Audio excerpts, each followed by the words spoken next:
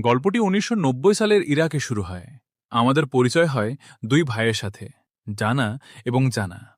তারা দুজনেই সুপারম্যানের বিশাল ভক্ত। তাই যখন তাদের শহরে সুপারম্যানের একটি সিনেমা চলছিল, তারা সেটি দেখার জন্য থিয়েটারের ভেতরে লুকিয়ে ঢুকে পড়ে। কিন্তু তারপর থিয়েটারের মালিক বেরিয়ে এসে তাদের প্রচণ্ড মারধর করে। বাস্তবে এই পৃথিবীতে তাদের কেউ নেই, তারা দুজনেই অনাথ। এরপর তারা দূরের পাহাড় দেখা যায় এমন একটি উঁচু পাহাড়ে চূড়ায় যায়। ডানা তার ছোট ভাই জানাকে বলে যে সুপারম্যান আমেরিকায় থাকে, সে যদি তাদের সাহায্য করতে আসে তবে তাকে ওই পাহাড়টি পার হতে হবে, কারণ আমেরিকা ঠিক ওপারেই। তারা নিশ্চিত ছিল যে সুপারম্যান সত্যিই আছে এবং একদিন সে এসে তাদের সমস্ত সমস্যার সমাধান করবে। জানা আমেরিকায় যেতে চায়, কিন্তু ডানা ব্যাখ্যা করে যে তাদের টাকা এবং একটি পাসপোর্ট লাগবে। ভাইয়েরা জুতো পালিশের কাজ করে। কাজ শেষ করে তারা এক ব্যবসায়ীর কাছে যায় যে নকল পাসপোর্ট তৈরি করে, কিন্তু পাসপোর্ট করানোর মতো যথেষ্ট টাকা তাদের কাছে ছিল না। একই শহরে ডানা একটি মেয়েকে খুব পছন্দ করত। যখনই সে তাকে দেখে সে তাকে অনুসরণ করে। আসলে মেয়েটিও ডানাকে পছন্দ করে এবং ডানা এর জন্য সব সময় ঈশ্বরকে ধন্যবাদ জানায়। একদিন ডানা আবিষ্কার করে যে কেউ তার প্রেমিকার হাড়টি পানিতে ফেলে দিয়েছে। সে ওটা ফেরত পেতে চায়, তাই সাঁতার না জানা সত্ত্বেও সে পানিতে ঝাঁপ দেয়। শহরের লোকেরা কোনো মতে তাকে টেনে তোলে এবং যখন তারা তাকে তীরে নিয়ে আসে তখন ডানার হাতে হাড়টি ছিল, অর্থাৎ সে সত্যিই ওটা পানি থেকে উদ্ধার করেছিল। এরপর সে ওটা ফেরত দিতে তার প্রেমিকার বাড়িতে যায়, কিন্তু জানতে পারে যে সে তার পরিবারের সাথে অন্য একটি শহরে চলে যাচ্ছে। সে ওটা তাকে দেওয়ার জন্য গাড়িটিকে অনুসরণ করে, কিন্তু ব্যর্থ হয়। তার প্রেমিকাকে হারানোর শোকে ডানা গভীরভাবে দুঃখিত হয়। এদিকে আমরা জানাকে দেখতে পাই যে তার চাচার বাড়িতে বেড়াতে এসেছে। তার চাচা তাকে খুব ভালোবাসেন। তিনি জানাকে অনেকগুলো লাঠি দেন এবং সেগুলো ভাঙতে বলেন। জানা চেষ্টা করে, কিন্তু একবারে সবগুলো ভাঙতে পারে না। তখন তার চাচা তাকে একটি লাঠি দিয়ে বলেন, এবার এটা ভাঙো। জানা সহজেই ওটা ভেঙে ফেলে। তখন তার চাচা হেসে বলেন, "হুঁ, দেখো, যখন সব লাঠি একসাথে থাকে তখন কেউ তা ভাঙতে পারে না। শক্তি সবসময় ঐক্যের মধ্যেই থাকে। যতক্ষণ তুমি তোমার ভাইয়ের সাথে থাকবে কেউ তোমাকে হারাতে পারবে না।" কিন্তু পরের দিন আমরা দেখি যে ডানা ও জানার চাচা মারা গেছেন।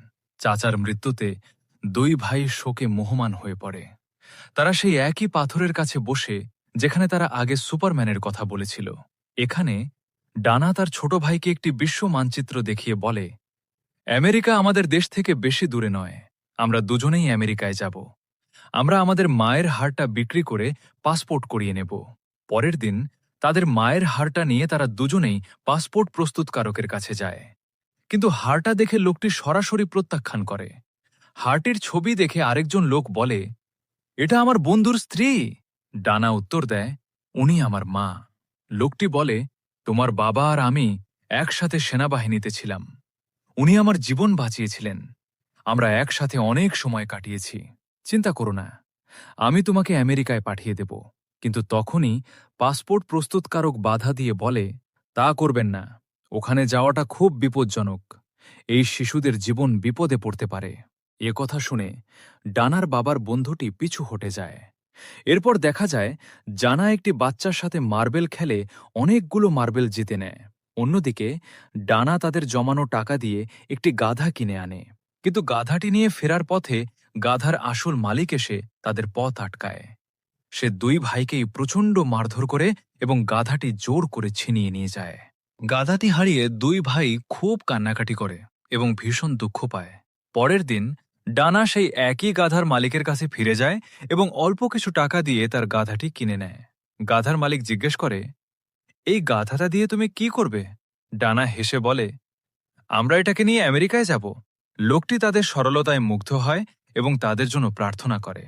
তারা দুজন তাদের পৃথিবীর মানচিত্রটি সাথে নিয়ে আমেরিকার উদ্দেশ্যে যাত্রা শুরু করে। কিন্তু জানা কিছুটা ভয় পায়, সে যেতে চায় না। তখন ডানা ব্যাখ্যা করে, আমরা সুপারম্যানের সাথে দেখা করব। তার অসীম শক্তি আছে, সে এমনকি আমাদের বাবা মাকে আবার জীবিত করে তুলতে পারে। এ কথা শুনে জানা রাজি হয়ে যায়। সে তার বাবা মায়ের কবরের কাছে গিয়ে বলে, আমরা দুই ভাই এখন আমেরিকায় যাচ্ছি। আমরা শীঘ্রই সুপারম্যানের সাথে দেখা করব। সে তোমাদের আবার জীবিত করে তুলবে। এই পৃথিবীতে তোমাদের আর বেশি দিন বাকি নেই। এখন তারা আমেরিকার জন্য প্রস্তুতি নেয়। তাদের যাত্রার সময় সব বাচ্চারা বিদায় জানাতে আসে। ডানা ও জানা সবাইকে প্রতিশ্রুতি দেয় যে তারা শীঘ্রই আমেরিকায় পৌঁছাবে, যেখানে তারা সুপারম্যানের সাথে দেখা করবে এবং তারপর তাকে তাদের শহরে ফিরিয়ে নিয়ে যাবে, যাতে সুপারম্যান এখানকার সমস্ত সমস্যার সমাধান করতে পারে। অবশেষে তারা আমেরিকার উদ্দেশ্যে যাত্রা শুরু করছে জেনে তাদের মুখ আনন্দে উজ্জ্বল হয়ে ওঠে। জানার একটি ডায়েরি আছে যেখানে সে সেই সমস্ত লোকের নাম লিখে রেখেছে যারা তাকে বা তার পরিবারকে কষ্ট দিয়েছিল। সেই নামগুলোর মধ্যে একটি হল সাদ্দাম হোসেন, কারণ তার কারণেই সেই যুদ্ধ শুরু হয়েছিল যেটিতে তার বাবা মা মারা যান। এখন দুই ভাই তাদের দীর্ঘ যাত্রা শুরু করল। তারা ঘণ্টার পর ঘণ্টা গাধার পিঠে চড়ে চলল। দুজনেই ভীষণ উত্তেজিত ছিল। মাঝে মাঝে কয়েক ঘণ্টা পর তারা বিশ্রাম নেওয়ার জন্য থামল। তারা দুদিন ধরে ভ্রমণ করছিল। দুদিন পর তারা দেখল তাদের সামনে একটি ট্রাক পার্ক করা আছে, যেটি ঠান্ডা পানীয়ের বোতলে ভর্তি। আর যেহেতু জানা ঠান্ডা পানীয় ভালোবাসে, তাই ডানা অনিচ্ছা সত্ত্বেও তার ভাইয়ের ইচ্ছা পূরণ করতে এবং কয়েকটি বোতল নিতে ট্রাকে উঠে পড়ল। কিন্তু হঠাৎ ট্রাকটি চলতে শুরু করল। জানা তার গাধাকে তাড়া দেওয়ার চেষ্টা করল যাতে সেও অনুসরণ করতে পারে, কিন্তু গাধাটা দৌড়াং না। তাই জানা নিজেই ট্রাকটির পিছনে দৌড়াল, কিন্তু ট্রাকটি খুব দ্রুত এগিয়ে গেল। এইভাবে দুই ভাই আলাদা হয়ে গেল। জানা ট্রাকের দিকেই তার গাধার পিঠে চড়ে চলতে থাকল। পথে যেতে যেতে জানার সাথে একজন বৃদ্ধের দেখা হয়, যিনি হাঁটতে হাঁটতে ক্লান্ত হয়ে রাস্তার পাশে বসেছিলেন। দয়ালু জানা তাকে সাহায্য করার সিদ্ধান্ত নেয়। তাদের গাধার পিঠে থাকা পুরনো সোফাটির ওপর বৃদ্ধকে বসিয়ে তাকে কিছুটা পথ এগিয়ে নিয়ে যায়। কয়েক কিলোমিটার হাঁটার পর জানা তার সামনে একটি ছেলেকে দাঁড়িয়ে থাকতে দেখল, এবং দেখা গেল সে আর কেউ নয়, তার ভাই ডানা। তাকে দেখে সে আনন্দে লাফিয়ে উঠল, দুজন দুজনকে জড়িয়ে ধরল। ডানার হাতে ঠান্ডা পানীয়ের দুটি বোতল ছিল, যা সে বিশেষ করে জানার জন্য এনেছিল। ভাইয়েরা তাদের পুনর্মিলন উদযাপন করে এবং ঠান্ডা পানীয় পান করে। কয়েক ঘণ্টা ভ্রমণের পর যখন রাত নামে, তারা বিশ্রাম নিতে থামে, কারণ পরদিন সকালে তাদের আবার রওনা হতে হবে। পরদিন সকালে সূর্য ওঠার সাথে সাথে তারা আবার যাত্রা শুরু করে। দীর্ঘ যাত্রার পর তারা সীমান্তে পৌঁছায়, যেখানে সেনা কর্মকর্তারা মোতায়েন ছিল।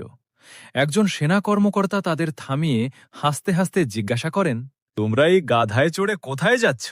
ডানা খুব আত্মবিশ্বাসের সাথে উত্তর দেয়, আমাদের পথ থেকে সরে যান, আমরা আমেরিকায় যাচ্ছি। এই কথা শুনে সেখানে উপস্থিত সব সেনা সদস্যরা হেসে ওঠে, কারণ একটি গাধার পিঠে চড়ে কেউ আমেরিকা পৌঁছাতে পারবে না। এটা ছিল স্রেফ পাগলামি, তাই তাদের তাড়িয়ে দেওয়া হয়।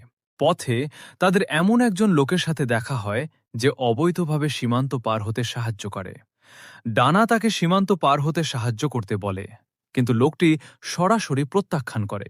যখন দুই ভাই জেদ করে, তখন লোকটি বলে, যদি তোমরা সত্যিই যেতে চাও তবে তোমাদের গাধাটা বিক্রি করে দাও।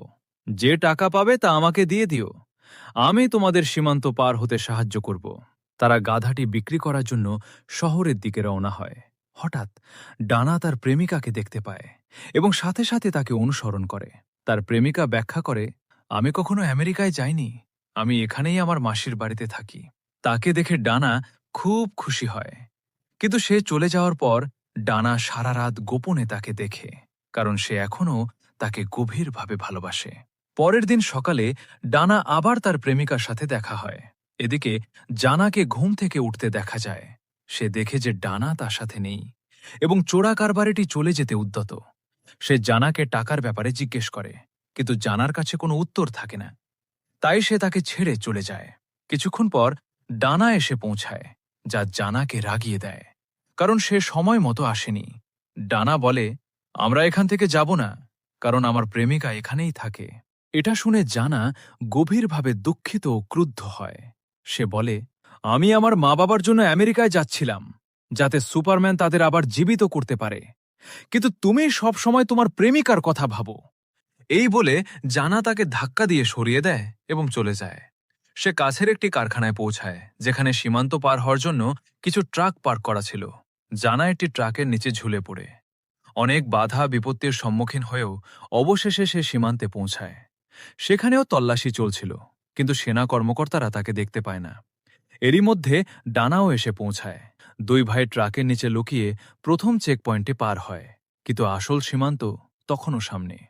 সেখানে ডানা তার বাবার বন্ধুকে দেখতে পায়, সেই একই লোক যে বলেছিল সে তাদের আমেরিকায় পাঠিয়ে দিতে পারবে। ডানা সাহায্য চাইলে লোকটি তাদের বকা দিয়ে বলে, তোমাদের জীবন বিপদে ছিল, তোমরা প্রথম চেকপয়েন্টটি কেন পার হলে? কিন্তু দুই ভাই জেদ করতে থাকলে লোকটি অবশেষে নরম হয়। সে তাদের অন্য এক লোকের গাড়ির ট্র্যাঙ্কে লুকিয়ে রাখে। তারা দুজনেই সেই গাড়িতে লুকিয়ে সামনে এগিয়ে যায়। অপর পারে ডানাকে দেখা যায় ক্ষুধা, তৃষ্ণা এবং গরমে ক্লান্ত। সে প্রায় জ্ঞান হারানোর উপক্রম।